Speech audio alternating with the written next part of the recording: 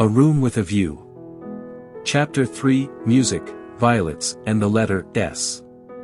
It so happened that Lucy, who found daily life rather chaotic, entered a more solid world when she opened the piano. She was then no longer either deferential or patronizing, no longer either a rebel or a slave. The kingdom of music is not the kingdom of this world, it will accept those whom breeding and intellect and culture have alike rejected. The commonplace person begins to play, and shoots into the empyrean without effort, whilst we look up, marveling how he has escaped us, and thinking how we could worship him and love him, would he but translate his visions into human words, and his experiences into human actions. Perhaps he cannot, certainly he does not, or does so very seldom. Lucy had done so never. She was no dazzling executant, her runs were not at all like strings of pearls, and she struck no more right notes than was suitable for one of her age and situation. Nor was she the passionate young lady, who performed so tragically on a summer's evening with the window open. Passion was there, but it could not be easily labeled, it slipped between love and hatred and jealousy, and all the furniture of the pictorial style. And she was tragical only in the sense that she was great, for she loved to play on the side of victory. Victory of what and over what, that is more than the words of daily life can tell us. But that some sonatas of Beethoven are written tragic no one can gainsay, yet they can triumph or despair as the player decides, and Lucy had decided that they should triumph. A very wet afternoon at the Bertolini permitted her to do the thing she really liked, and after lunch she opened the little draped piano. A few people lingered round and praised her playing, but finding that she made no reply, dispersed to their rooms to write up their diaries or to sleep. She took no notice of Mr. Emerson looking for his son, nor of Miss Bartlett looking for Miss Lavish, nor of Miss Lavish looking for her cigarette case. Like every true performer, she was intoxicated by the mere feel of the notes, they were fingers caressing her own, and by touch, not by sound alone, did she come to her desire. Mr. Beebe, sitting unnoticed in the window, pondered this illogical element in Miss Honeychurch, and recalled the occasion at Tunbridge Wells when he had discovered it. It was at one of those entertainments where the upper classes entertain the lower. The seats were filled with a respectful audience, and the ladies and gentlemen of the parish, under the auspices of their vicar, sang, or recited, or imitated the drawing of a champagne cork. Among the promised items was Miss Honeychurch. Piano. Beethoven, and Mr. Beebe was wondering whether it would be Adelaida, or the March of the Ruins of Athens, when his composure was disturbed by the opening bars of Opus 3. He was in suspense all through the introduction, for not until the pace quickens does one know what the performer intends. With the roar of the opening theme he knew that things were going extraordinarily, in the chords that herald the conclusion he heard the hammer strokes of victory. He was glad that she only played the first movement, for he could have paid no attention to the winding intricacies of the measures of 9/16. The audience clapped, no less respectful. It was Mr. Beebe who started the stamping, it was all that one could do. "Who is she?" he asked the vicar afterwards. "Cousin of one of my parishioners. I do not consider her choice of a piece happy." Beethoven is so usually simple and direct in his appeal that it is sheer perversity to choose a thing like that, which, if anything, disturbs. "Introduce me. She will be delighted. She and Miss Bartlett are full of the praises of your sermon." "My sermon?" cried Mr. Beebe. "Why ever did she listen to it?" When he was introduced he understood why, for Miss Honeychurch, disjoined from her music stool, was only a young lady with a quantity of dark hair and a very pretty, pale, undeveloped face. She loved going to concerts, she loved stopping with her cousin, she loved iced coffee and meringues. He did not doubt that she loved his sermon also. But before he left Tunbridge Wells he made a remark to the vicar, which he now made to Lucy herself when she closed the little piano and moved dreamily towards him. "If Miss Honeychurch ever takes to live as she plays, it will be very exciting both for us and for her." Lucy at once re-entered daily life. "Oh, what a funny thing. Some one said just the same to mother, and she said she trusted I should never live a duet. Doesn't Mrs. Honeychurch like music? She doesn't mind it. But she doesn't like one to get excited over anything, she thinks I am silly about it. She thinks, I can't make out. Once, you know, I said that I liked my own playing better than anyone's. She has never got over it. Of course, I didn't mean that I played well, only meant. Of course, said he, wondering why she bothered to explain. Music, said Lucy, as if attempting some generality. She could not complete it, and looked out absently upon Italy in the wet. The whole life of the South was disorganized, and the most graceful nation in Europe had turned into formless lumps of clothes. The street and the river were dirty yellow, the bridge was dirty gray, and the hills were dirty purple. Somewhere in their folds were concealed Miss Lavish and Miss Bartlett, who had chosen this afternoon to visit the Torre del Gallo. What about music, said Mr. Beebe. Poor Charlotte will be sopped, was Lucy's reply. The expedition was typical of Miss Bartlett, who would return cold, tired, hungry, and angelic, with a ruined skirt, a pulpy Baedeker, and a tickling cough in her throat. On another day, when the whole world was singing and the air ran into the mouth, like wine, she would refuse to stir from the drawing-room, saying that she was an old thing, and no fit companion for a hardy girl. Miss Lavish has led your cousin astray. She hopes to find the true Italy in the wet, I believe. Miss Lavish is so original, murmured Lucy. This was a stock remark, the supreme achievement of the pension Bertolini in the way of definition. Miss Lavish was so original. Mr. Beebe had his doubts, but they would have been put down to clerical narrowness. For that, and for other reasons, he held his peace. Is it true, continued Lucy in awestruck tone, that Miss Lavish is writing a book? They do say so. What is it about? It will be a novel, replied Mr. Beebe, dealing with modern Italy. Let me refer you for an account to Miss Catherine Allen, who uses words herself more admirably than anyone I know. I wish Miss Lavish would tell me herself. We started such friends. But I don't think she ought to have run away with Baedeker that morning in Santa Croce. Charlotte was most annoyed at finding me practically alone, and so I couldn't help being a little annoyed with Miss Lavish. The two ladies, at all events, have made it up.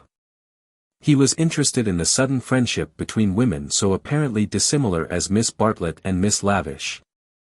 They were always in each other's company, with Lucy a slighted third.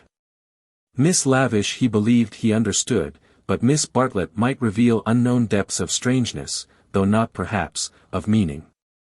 Was Italy deflecting her from the path of prim chaperone, which he had assigned to her at Tunbridge Wells? All his life he had loved to study maiden ladies, they were his specialty, and his profession had provided him with ample opportunities for the work. Girls like Lucy were charming to look at, but Mr. Beebe was, from rather profound reasons, somewhat chilly in his attitude towards the other sex, and preferred to be interested rather than enthralled. Lucy, for the third time, said that poor Charlotte would be sopped. The Arno was rising in flood, washing away the traces of the little carts upon the foreshore. But in the southwest there had appeared a dull haze of yellow, which might mean better weather if it did not mean worse. She opened the window to inspect, and a cold blast entered the room, drawing a plaintive cry from Miss Catherine Allen, who entered at the same moment by the door. Oh, dear Miss Honeychurch, you will catch a chill. And Mr. Beebe here besides. Who would suppose this is Italy? There is my sister actually nursing the hot water can, no comforts or proper provisions. She sidled towards them and sat down, self-conscious as she always was on entering a room which contained one man, or a man and one woman. I could hear your beautiful playing, Miss Honeychurch, though I was in my room with the door shut. Doors shut, indeed, most necessary. No one has the least idea of privacy in this country. And one person catches it from another. Lucy answered suitably.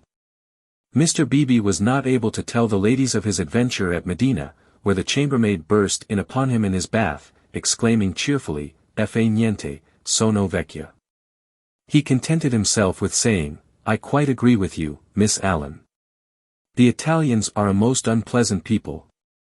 They pry everywhere, they see everything, and they know what we want before we know it ourselves. We are at their mercy. They read our thoughts, they foretell our desires. From the cab driver down to Giotto, they turn us inside out, and I resent it.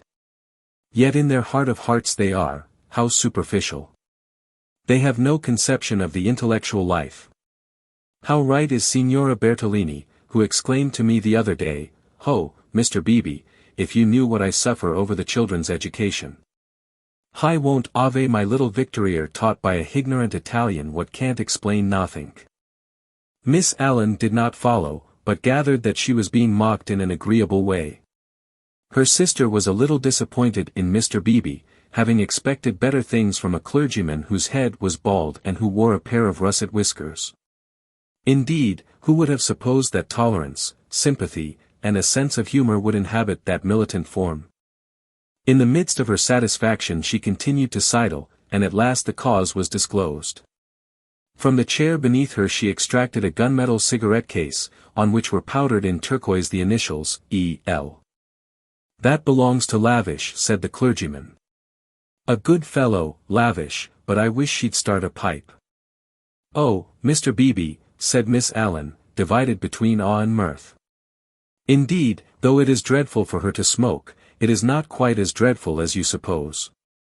She took to it, practically in despair, after her life's work was carried away in a landslip. Surely that makes it more excusable." "What was that?" asked Lucy. Mr. Beebe sat back complacently, and Miss Allen began as follows: "It was a novel, and I am afraid, from what I can gather, not a very nice novel. It is so sad when people who have abilities misuse them, and I must say they nearly always do. Anyhow, she left it almost finished in the grotto of the Calvary at the Cappuccini Hotel at Amalfi while she went for a little ink. She said, 'Can I have a little ink, please?' But you know what Italians are, and meanwhile the grotto fell roaring on to the beach, and the saddest thing of all is that she cannot remember what she has written. The poor thing was very ill after it, and so got tempted into cigarettes. It is a great secret, but I am glad to say that she is writing another novel. She told Teresa and Miss Pole the other day that she had got up all the local color. This novel is to be about modern Italy, the other was historical, but that she could not start till she had an idea. First she tried Perugia for an inspiration, then she came here, this must on no account get round. And so cheerful through it all. I cannot help thinking that there is something to admire in everyone, even if you do not approve of them." Miss Allen was always thus being charitable against her better judgment. A delicate pathos perfumed her disconnected remarks, giving them unexpected beauty, just as in the decaying autumn woods there sometimes rise odors reminiscent of spring. She felt she had made almost too many allowances, and apologized hurriedly for her toleration. All the same, she is a little too, I hardly like to say unwomanly, but she behaved most strangely when the Emersons arrived. Mr. Beebe smiled as Miss Allen plunged into an anecdote which he knew she would be unable to finish in the presence of a gentleman. "I don't know, Miss Honeychurch, if you have noticed that Miss Pole, the lady who has so much yellow hair, takes lemonade. That old Mr. Emerson, who puts things very strangely." Her jaw dropped. She was silent. Mr. Beebe, whose social resources were endless, went out to order some tea, and she continued to Lucy in a hasty whisper. "Stomach." He warned Miss Pole of her stomach acidity, he called it, and he may have meant to be kind. I must say I forgot myself and laughed, it was so sudden. As Teresa truly said, it was no laughing matter. But the point is that Miss Lavish was positively attracted by his mentioning S, and said she liked plain speaking, and meeting different grades of thought. She thought they were commercial travelers, drummers, was the word she used, and all through dinner she tried to prove that England, our great and beloved country, rests on nothing but commerce. Teresa was very much annoyed, and left the table before the cheese, saying as she did so, "There, Miss Lavish, is one who can confute you better than I," and pointed to that beautiful picture of Lord Tennyson. Then Miss Lavish said, "Tut! The early Victorians. Just imagine. Tut! The early Victorians. My sister had gone, and I felt bound to speak. I said, "Miss Lavish, I am an early Victorian, at least, that is to say, I will hear no breath of censure against our dear Queen." It was horrible speaking. I reminded her how the Queen had been to Ireland when she did not want to go, and I must say she was dumbfounded, and made no reply. But, unluckily, Mr. Emerson overheard this part, and called in his deep voice, "Quite so, quite so. I honor the woman for her Irish visit." The woman. I tell things so badly, but you see what a tangle we were in by this time, all on account of S. having been mentioned in the first place. But that was not all. After dinner Miss Lavish actually came up and said, "Miss Allen, I am going into the smoking room to talk to those two nice men. Come, too." Needless to say, I refused such an unsuitable invitation, and she had the impertinence to tell me that it would broaden my ideas, and said that she had 4 brothers, all university men, except one who was in the army, who always made a point of talking to commercial travelers. "Let me finish the story," said Mr. Beebe, who had returned. Miss Lavish tried Miss Pole, myself, everyone, and finally said, "I shall go alone." She went. At the end of 5 minutes she returned unobtrusively with a green baize board, and began playing Patience. "Whatever happened?" cried Lucy. "No one knows. No one will ever know. Miss Lavish will never dare to tell, and Mr. Emerson does not think it worth telling." "Mr. Beebe, old Mr. Emerson, is he nice or not nice? I do so want to know." Mr. Beebe laughed and suggested that she should settle the question for herself. "No, but it is so difficult. Sometimes he is so silly, and then I do not mind him. Miss Allen, what do you think? Is he nice?" The little old lady shook her head, and sighed disapprovingly. Mr. Beebe, whom the conversation amused, stirred her up by saying, "I consider that you are bound to class him as nice, Miss Allen, after that business of the violets." "Violets? Oh, dear. Who told you about the violets? How do things get round? A pension is a bad place for gossips. No, I cannot forget how they behaved at Mr. Eager's lecture at Santa Croce. Oh, poor Miss Honeychurch. It really was too bad. No, I have quite changed. I do not like the Emersons. They are not nice." Mr. Beebe smiled nonchalantly. He had made a gentle effort to introduce the Emersons into Bertolini society, and the effort had failed. He was almost the only person who remained friendly to them. Miss Lavish, who represented intellect, was avowedly hostile, and now the Miss Allens, who stood for good breeding, were following her. Miss Bartlett, smarting under an obligation, would scarcely be civil. The case of Lucy was different. She had given him a hazy account of her adventures in Santa Croce, and he gathered that the 2 men had made a curious and possibly concerted attempt to annex her, to show her the world from their own strange standpoint, to interest her in their private sorrows and joys. This was impertinent. He did not wish their cause to be championed by a young girl, he would rather it should fail. After all, he knew nothing about them, and pension joys, pension sorrows, are flimsy things, whereas Lucy would be his parishioner. Lucy, with one eye upon the weather, finally said that she thought the Emersons were nice, not that she saw anything of them now. Even their seats at dinner had been moved. "But aren't they always waylaying you to go out with them, dear?" said the little lady inquisitively. "Only once. Charlotte didn't like it, and said something, quite politely, of course. Most right of her. They don't understand our ways. They must find their level." Mr. Beebe rather felt that they had gone under. They had given up their attempt, if it was one, to conquer society, and now the father was almost as silent as the son. He wondered whether he would not plan a pleasant day for these folk before they left, some expedition, perhaps, with Lucy well chaperoned to be nice to them. It was one of Mr. Beebe's chief pleasures to provide people with happy memories. Evening approached. While they chatted, the air became brighter, the colors on the trees and hills were purified, and the Arno lost its muddy solidity and began to twinkle. There were a few streaks of bluish-green among the clouds, a few patches of watery light upon the earth, and then the dripping facade of San Miniato shone brilliantly in the declining sun.